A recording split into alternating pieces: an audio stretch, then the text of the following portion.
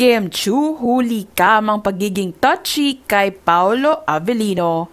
Kinilig ang lahat sa video na ito ni Kim Chiu at Paolo Avellino na kuha sa set ng What's Wrong with Secretary Kim. Makikita pa sa video na pinilit ni Kim Chiu si Paolo na tumingin sa harapan. Talagang kapansin-pansin na naging malapit na magkaibigan ngayon sina Paolo at Kim.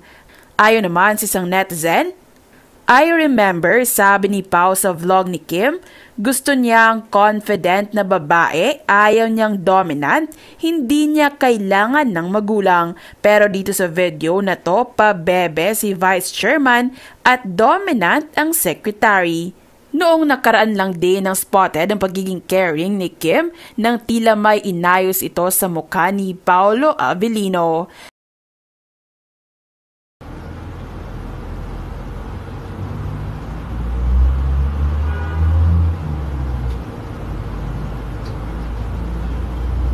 Lalo pang kinilig ang mga Kim Pao fans nang muling nagbardagulan sa Twitter ang dalawa.